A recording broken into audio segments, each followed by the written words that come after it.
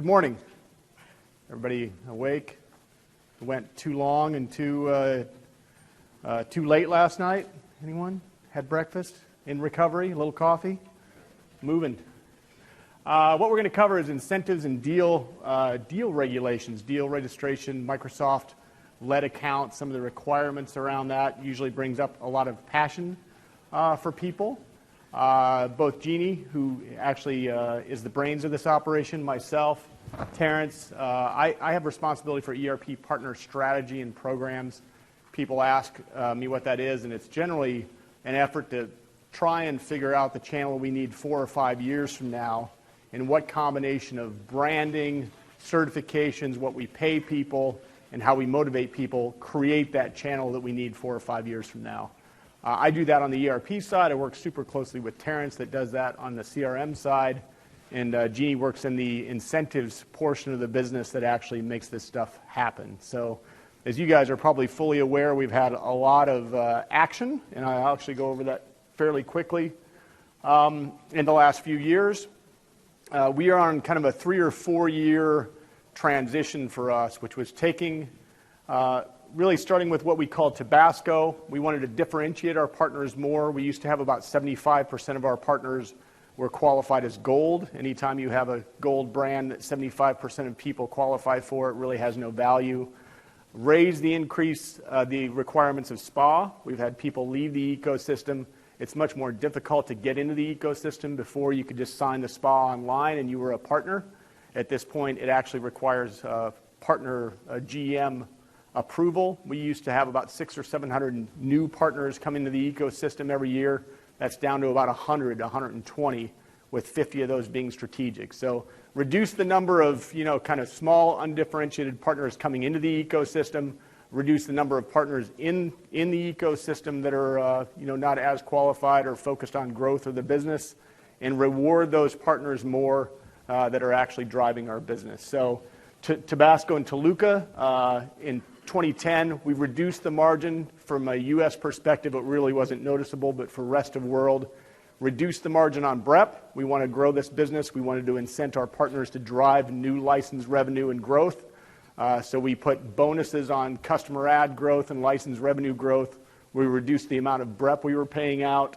And then what we call Toluca 2 basically was AX, the entrance of AX into volume licensing, and the payments for that, and pay for performance continuing to expand. We started with ERP. Now it's going to CRM on-premise, and tied to AX on VL. So that's what we'll cover here.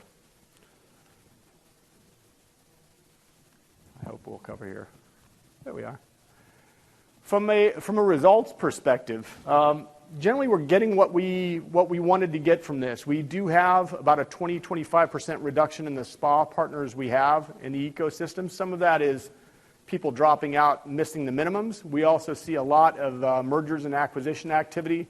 We certainly don't think we're the sole purpose or even a major purpose of driving that. We think the market's driving that. The market is rewarding some level of scale. As you change from kind of a local selling motion to a web-based selling motion, the level of resources required to drive that sales and marketing engine drives to a generally larger partner footprint. And we are more or less getting what we want to get. I mean, the partners that are focused on verticals, the depth of the vertical solutions we have out there, our win rate in those areas has gone up and is doing well. So generally happy with where we're at in the partner ecosystem. From a license revenue perspective, we've grown, not as much as we want. I would tell you that tier A's and B's, our larger partners, make more in license than they did before the changes. So as we wanted to do, we increased the pay of those partners that are growing and delivering larger amounts of revenue. Partners in tier C and tier D experienced a reduction in license margin.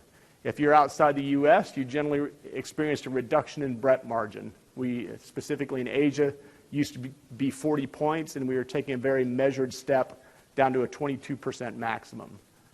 Again, people ask me, why we did that from a BREP perspective. I gave you one of the reasons to motivate the focus on license and customer ads. I'd say the other one was a pure business reason.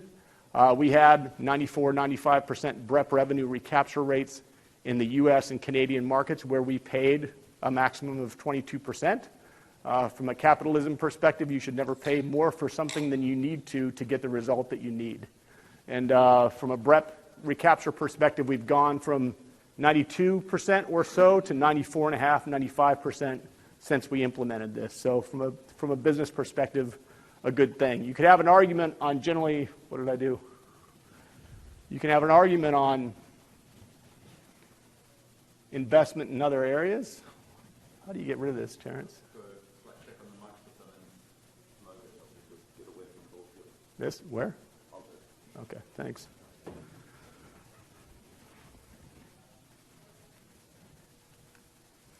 This is where you take over?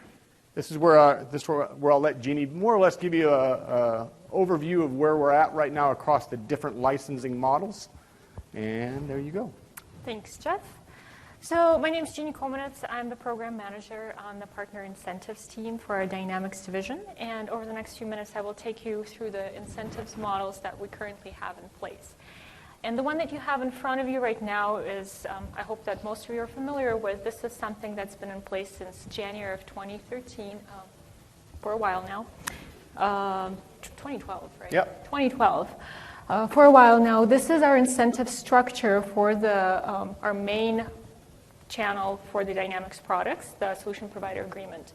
And as you can see, we have a combination of the base discount and the growth incentive discount for the combined maximum of 60% discount for our license revenue, which is the best in the industry. And this model is optimized for partners, for larger partners who are focused on driving continuous year-over-year license and customer ad growth. And just to add to that, this is the vast majority of our ERP business is sold via this model, with the exception of AX on VL, and some portion, 10 or 15% of the CRM business. The rest of the CRM business goes through, as you know, volume licensing.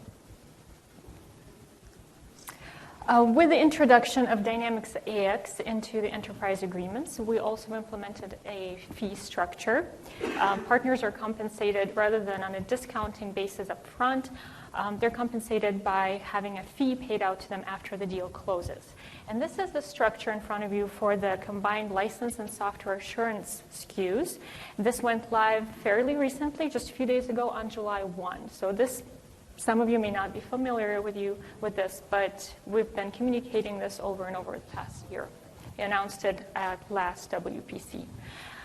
This model was designed to provide the same level of compensation for Dynamics AX sold through our primary channel, which is the Dynamics Price List, the SPA program, and the Certified Software Advisor program. Again, there's a base discount, base fee, and the growth incentives fee to provide the same level of compensation if you look at the estimated retail price of the software over 3 years. You will also notice that the minimum revenue threshold to be eligible for this fee is higher than the SPA. It's set at $500,000 for the purpose of motivating our larger partners to provide continuous AX implementations, successful AX implementations year over year. By definition, hold on a second. By definition, EA, there's varying levels of volume licensing. EA is our highest level of volume licensing. So by definition, the customer that buys under an EA is a larger customer. We wanted to align, and largely they're multinational, all those things you kind of expect from the larger customers. We wanted to align partners that had the size and scale and the capability to actually address this marketplace. So when you look at CSA for EAs for AX, it's the highest set of requirements we have. It's NPN Gold. In addition, you add a minimum of 15 certified people on AX. And coming up in the next year, there's also going to be advanced certification requirements around developers and architects. So you get into these deals. We have great AX partners that get into some of these large deals. They know the product inside and out, but the difficulty around complex project management, multi-site management, and integration scenarios in with existing legacy systems has often caused customer issues and also partner profitability issues. So generally, we want to align the partners that have the scale and capability to do these sizes of deals, and that's why the requirements are in place. And I actually wanted to run a video real quick just on the concept around what we were trying to accomplish with AX and VL.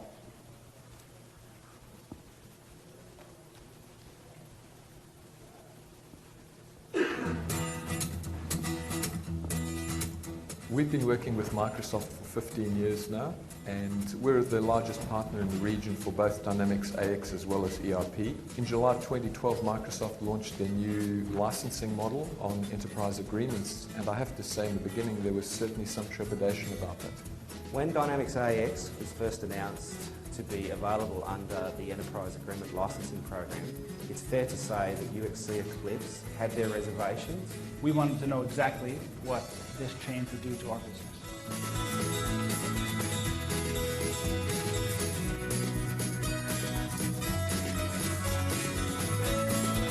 At UXC Eclipse, we deliver intelligent solutions with our old-fashioned service ethos. Established in 1991, we started with 2 people. We've now grown to over 400 people, spread around 14 different locations across the globe. We specialize in ERP, business and CRM solutions, with a focus in Dynamics AX for the enterprise and mid-market customers. 12 months ago, Microsoft strategically introduced the Dynamics AX product onto the Enterprise Agreement. It's a one-stop shop for its customers to procure all of their licenses through Microsoft. Because of the way that the enterprise customer traditionally procured software, they would often go direct to the tier 1 vendor, such as SAP and Oracle, and that meant that we were never included or we weren't even on their radar. But now we've been able to go from servicing the upper mid-market customer to the genuine tier 1 customer. The new agreement now lets us and our partners approach our large enterprise customers in a consistent way with a single point of reference. The benefit for us is that it makes us much stronger when we're approaching customers. For example, on a recent opportunity, we needed BizTalk skills which we don't have in-house, and we were able to get those through Microsoft.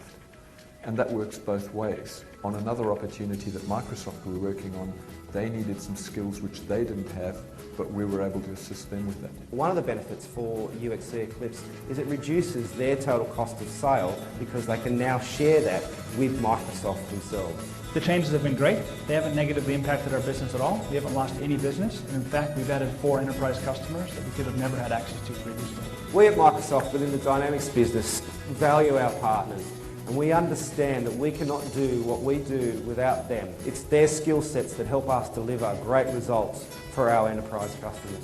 We are part of Microsoft and Microsoft are part of us, and that's the beauty of the partnership. It really is better together. The whole is definitely greater than the sum of the parts, and working with Microsoft has been fantastic. I think it's where we want to be with all partners for sure. I think it's a journey, for AX on VL and entering the enterprise sales force and how we do account planning. But it's the way Microsoft sells enterprise software. So if you go back in history and think about SQL, Exchange, Active Directory, and now SharePoint, all of those products at the time that were launched, people would say they were very entrenched competitors, very strong competitors in each of those spaces. And in all those spaces, in the enterprise space, we have market-leading share in those spaces. And we think the licensing model helps make that happen. So AX being in VL is critical for us to be in the enterprise space. The other great proof point we have is CRM. It's been in volume licensing since the beginning, and specifically in EAs and the enterprise accounts. It's 55 to 60% of our revenue, growing at over 40% year on year, more or less since we started putting it on there. So both in hopes of replicating that success we've had on CRM, and also now the cross-sell and upsell opportunity on the same licensing model, we think will be compelling for ourselves and our partners. And finally, we add both together. So when we talk about these tiers, from an AX partner perspective, we give you the revenue credit, gross revenue credit, both that you sell through EAs and also that you sell through SPA, and add them together. So you get the benefit regardless of where you sell it. If you sold 90% of your revenue on VL and then you do a normal SPA deal, you get the top tier based on overall performance. Take it away. Thanks. And we'll move on to CRM right now from the partner incentives perspective. So I'll start with CRM Online. This is fairly simple. We're remaining with our flat 30% discount for CRM Online subscriptions. CRM Online is a growth business, and we're supporting our partners with this by continuing and extending our 30% highest discount or fee percentage in the future. We do plan to, can somebody help me with this? You're just standing too close. There you are. Sounds better. I still can hear something. We're still planning to implement pay for performance for. Why don't you take it off? You guys hear all right? I'll take it.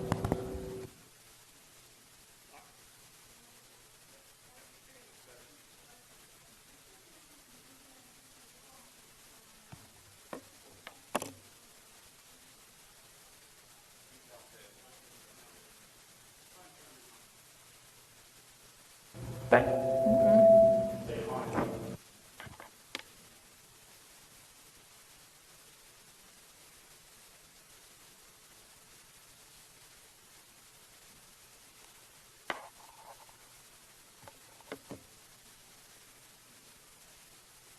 all right. Better? Better? All right, great. So where did I stop? We still plan to implement pay for performance for CRM Online in the future, along with Office 365. It's turned on.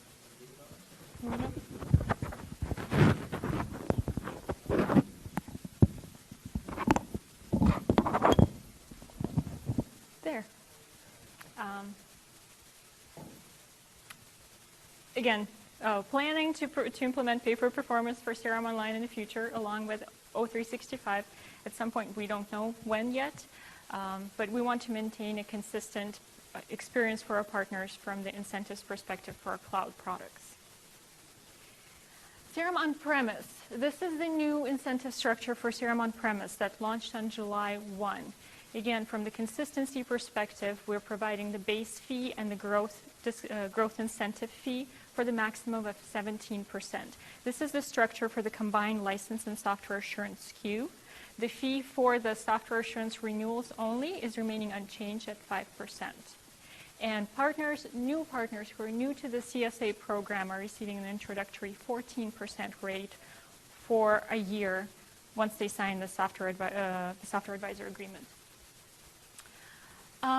In preparation for the launch of the Pay for Performance program for CRM On-Premise, we've carefully reviewed our revenue data invoice. Sorry? You want the previous one? Have any questions about this? This or the previous slide as far as incentives, how we pay, what we pay, percentages? Okay. All these slides will be available, and actually These are all available on Partner Source as of right now. Yeah. As we were preparing to implement the Pay for Performance program for CRM On-Premise through the CSA, we've carefully reviewed our revenue data invoice and how it booked for our partners from the revenue recognition perspective. And we found some areas where we need to make some adjustments for our partners. I want to make it clear that there's going to be no negative impact for the CSA from the CSA fee rate perspective to our partners. If you're one of the partners whose data we have to adjust, we will be running the adjustments the week of August 5th, and you will receive an email notification with the data that we will be adjusting, and you will have 3 weeks. You will receive the email right after WPC next week, sometime early next week. And you will have 3 weeks to contact operations, Dynamics operations, ask your questions, and then we'll run the adjustments on the week of the 5th. And we had several partners who helped us analyze the data, and we want to thank them for their continuous support. So we basically had a systems error. Yeah, we had some system error. Erroneous data. So going back and correcting the data, if there are any changes or a choice of one or the other, we will go in the direction of the partner, giving the partner the best case scenario. So once again, you will receive an email notification after WPC if you're one of the partners who is even impacted by this. And one more point that I wanted to make, with the launch of the new discount fee structures for CRM on-premise and AX and EA on July 1, we understand that there were many deals still booked in June for which you haven't been able to submit your claims yet. We understand that, and we're extending the earlier rates from the fiscal year 13 into, for the next few weeks, if you submit your claim before July 24th. And it's for CRM on-premise and AX and EA. So make sure that if you have any deals that were booked in June, please submit your claims on time. And you will receive the higher rate, which for on-premise, it's still 17% flat. And for AX, it's a spot discount equivalent. Which says that's a 15 points extra. So if you did close a deal at the end of the year, go make the claim, because it's not inconsequential money. The cutoff on the claim period is 60 days from the time the deal was invoiced. From the time the transaction got booked through volume licensing, it's 60 days. I'm sorry, say it again? Mm-hmm. You can contact operations, and if they book the case, if they get a request from you that you're trying, you're just having difficulty, well, we'll definitely look at it and make an exception. Yeah, if it's a technical difficulty, absolutely. The delay on your side is sometimes just getting that information from the customer. No, okay. The actual EA identification number and all that. The EOC should be able to help with that number. If you can't identify it, they are on the hook to actually provide it to you. So if it's an issue of actually getting the information about the customer identification, there's a specific name for that. I'm sure I'm not communicating well. It's either license authorization number or the EA agreement number. EA agreement number, which can sometimes be difficult for partners to get. The EOC should be able to provide that to you. Yeah, if you have any difficulties claiming your fees and you feel like you may miss the deadline, please submit a request to the operation. At least show it to them that you're trying to do it, you're running into difficulties, technical or what have you. As long as there is a case, open a case, and they will help you right there and then. And Jeff will take you through the rest of the programs. Thanks very much. Now we're going to talk about the Partner Resource Management Program. This is formally known as Deal Registration and really is the next step in working with our partners on coordinating field activity. As I mentioned, we actually started this on November 1st, 2012 with AX on EA. We called it Deal Registration. I'll go over some numbers in a couple of slides, but generally it's been quite successful. This is the first effort to ensure that we are aligned up front on working with the right deals and utilizing the right resources between our partners and Microsoft field personnel. The next step, starting January 2014, is actually bringing CRM on-premise into deal registration, as we call it now, Partner Resource Management. From a policy perspective, the opportunity actually has to be visible in CRM for partner sales. This is often known as PSX. It must have been created inside of PSX 90 days prior to the transaction taking place. And partners must adhere to this policy for the initial sale of new license transactions. Additional user purchases from existing customers or SA renewals are actually exempt from Partner Resource Management. In terms of AX results to date, we've actually had more than 90 deals, including 4 or 5 of the largest deals we've ever closed on AX, exceeding $1 million in each of those deals.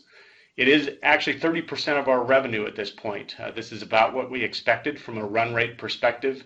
As we drive into working more with the enterprise field salespeople, we expect this to actually track at about 30%, but the number to grow substantially, more than 25% year on year as we go into the future. It would indicate, based on the fact that we only had 3 rejections out of those 90 plus deals, that the process is working fairly well. The partners are following the process. Those rejections were basically focused on a lack of certifications, and one of those was a deal that was actually withdrawn. So generally, we're looking at the process that we've already done with AX. It's been working for 9+ months now, the process to be working well, and we are certainly ready to take on CRM on-premise as part of that process. As we go into CRM, and again, the CRM on-premise in which this is being enforced, we don't want to register all the deals. Generally, we have a fairly significant amount of deals that are small. From a CRM market perspective, there's a lot of trials where customers actually try just to do 5, 10, 15 seats in a specific department, very different than ERP. So we don't want to register all those deals. So the target is for deals above 125 seats. I must register if the account is on the named list, and I'll go over the named list in a few more slides. This actually applies to any deal, initial, true up, etc. And obviously partners ask us, how is this different from ERP? What we actually have, like I mentioned with CRM, is circumstances in which the customer truly does do a small amount of seats at the beginning and then buys much larger number of seats later. So we want to make sure the Microsoft field is engaged in those larger buys, even if it's an existing customer that already bought X number of seats. We do want partners to register both online and on-premise deals, and generally the statement there, even though it's only being enforced on on-premise, is we have many circumstances in which a deal starts in online. It could be a large deal, obviously more than 125 seats, 200, 300, 400 seats. It starts on online, and at the last moment that deal switches to on-premise, and we want to make sure that the partner gets full credit and meets the requirements for registering that deal. So when you have a larger deal, when a partner has a larger deal, they really should register that deal regardless of whether they think it's going to be online or on-premise, to make sure that if it lands on-premise at the end of the day, the partner gets full credit. We start, the deals need to be start being registered at the beginning of October. That meets the 90-day requirement. So when deals start to close in January and February and March, we will look at that and ensure those deals have actually been registered and have been in the system for 90 days. So again, you have 3-4 months to start getting used to the process, start registering those deals in October, and we start validating that registration in January. From a benefits perspective, we always like to talk about this. We are partners. Our partners are our extended sales force. We want to have full visibility into the deals that our partners are doing, the customers with which we're engaging, ensuring that we're coordinating that activity with our own account management teams, making sure that partners are paid fully and accurately for the resources and the effort that they bring to the table, making sure that if it's a deal on the named list or a deal that is with a managed account, that we bring the appropriate Microsoft resources. We have SSPs, we have TSs to help close those deals, to do proof of concept and demos, making sure partners are taking full advantage of those available resources. And also early visibility of customer eligibility. What does the customer look like? Do they have an EA? What is the size of the deal? As I said, the resources Microsoft can commit to the deal, and ensuring that we are coordinated with the partners in closing more business. Again, a fairly minimal amount of information that's needed from a registration perspective. We find from an AX, on the AX side, that partners have spent literally single-digit minutes filling out this information. It's customer name, when is the deal going to close, what products are involved, the forecasted license revenue, and the traditional sales stage in which the deal is in. And obviously, we're looking for early registration, so we would hope the deal sales would be in the 20-30% range when these deals are registered. From an incentive perspective, the partner, we validate that the partner is eligible to claim the incentives, that they meet the requirements, they're in compliance with the policies and requirements. Generally, it's less than a month in which partners will get paid. The guidelines are 3 to 6 weeks, but anything more than a month is fairly rare. It's the incentive payment comes plus the revenue recognition from a incentives perspective, pay for performance. If there are any questions, contacting your regional operations center. They have all the details on the processes and requirements for the program. So that's it for the resource management program. I wanted to finish the presentation by covering Microsoft-led sales. In what circumstance will Microsoft actually lead the sales effort? What can partners expect from that process? The resources they should look for, and the incentives and pay that they can expect out of such deals. First, from an overview perspective, we really look at customers in different segments. We have different field resources available for each of those opportunities. In the SMB space, it really is a partner-led and executed effort, and the maximum incentives and pay is available there. When you think about ERP, that's the traditional SPA agreement that goes from 20 points to 60 points from a partner compensation perspective. ERP on VL is only AX. AX is the only thing available, and that's generally the SPA minus 15. So really kind of 45 points on average is available there. CRM is sold, and the CSA incentive is lower. It's a maximum of 17% on premise. But there are specific deals, largely in the corporate accounts and the majors, in which Microsoft is investing in direct sales force. The customers generally are looking at SAP and Oracle. They're used to purchasing in a certain way. They expect to see the vendor, in this case Microsoft, at the table and driving the deal. And that's what we have to do to play in the enterprise space. We certainly think the mix of the best of both worlds. A partner is always going to be involved. A partner is certainly going to do the implementation, customization, services that go with the deal. Generally, we see these deals as being 4 or 5 times the license revenue is spent on the implementation services that are done by the partner. But there are select deals in which Microsoft will lead and execute the sales process. Just to make things very clear, it's a named list of select customers, larger customers. Generally, we only expect to do about 50 transactions in the next fiscal year, which is right now, July 2013 through the end of June 2014. That is the number of resources we have that can support this type of selling process. The list will be made available to partners via their PAM, or now we're called partner sales executives. We'll share the specific list.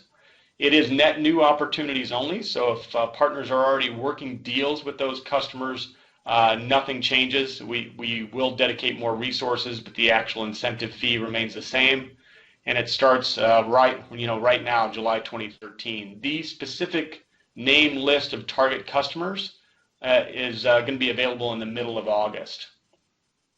The notification that Microsoft will lead the sales made clear at the very beginning of the sales cycle, hopefully before the sales cycle even starts. We do proactive account planning. We align the right partners with the right customers, ensure that the field knows who the go-to partners are for a specific vertical solution in a specific geography. But if the deal comes in later, if the partner finds the deal and is unaware that the deal is on the name list, we will make the partner aware of that immediately as soon as the deal is registered. Another great reason for partners to register all their deals as soon as possible, to ensure they know the exact amount of incentive they're going to get and the amount of resources Microsoft has available to help work the deal. In this circumstance, we expect Microsoft to carry the majority of the pre-sales, demo, and proof of concept work. We certainly got the feedback from partners. Don't think that this is just a reduction in sales effort. The real money is spent in the technical pre-sales, demo, proof of concept, people in a room actually creating specific demos and scenarios for the customer to win the deal. So partners can expect that we bring not only the sales expertise, but also additional technical pre-sales work to justify the increased Microsoft focus on these accounts. The partner provides sales support for implementation services for a piece, obviously, of their maybe vertical knowledge, any IP that they bring to the table, but the sale of the core Microsoft ERP or CRM is in the hands of the Microsoft-led sales and pre-sales personnel. We certainly expect this to reduce the cost of sale for partner, and for this reason, it's a lower flat CSA fee of 10%. And again, as I mentioned before, this is generally seen as 6 or 7 times the sale of the license will be seen in the sale of the partner executed services. From a next steps perspective, the name list, like I mentioned, will be completed in mid-August. If you do not see that proactively, certainly ask your PAM or your partner sales executive to share that list with you. Engage with your Microsoft SSP and the operations specialist to understand your specific roles and responsibilities. This will certainly be a sales team that mixes Microsoft personnel and the partners. Completely required that the team is well aligned and aware of the roles of each and executing well and clearly in front of the prospect in order to win these deals. If you happen to register a deal and are not aware that the customer is actually on the named customer list, operations will notify you when that registered deal is on the list. I should also say this is really kind of this list is a Microsoft right of refusal. So as an example, we might have ExxonMobil in the US buying 10,000 seats of CRM, and certainly that would be the type of account that would be on the name list. But we also would have ExxonMobil perhaps with a small refinery operation in Malaysia, and we could be in Malaysia and look at that and say, hey, in reality, Microsoft cannot fulfill the requirements for Microsoft LED. We don't have the SSPs or the TS resources in Malaysia, and therefore we would revert that deal back to a standard partner-led deal in which their partner gets their full normal incentives and pay for performance amounts that they would get in any other deal. So again, just the reason to engage with Microsoft early, to register the deal early, make sure partners have complete visibility over what type of incentive, what type of pay, and what type of Microsoft resources can be brought to bear to help win the deal.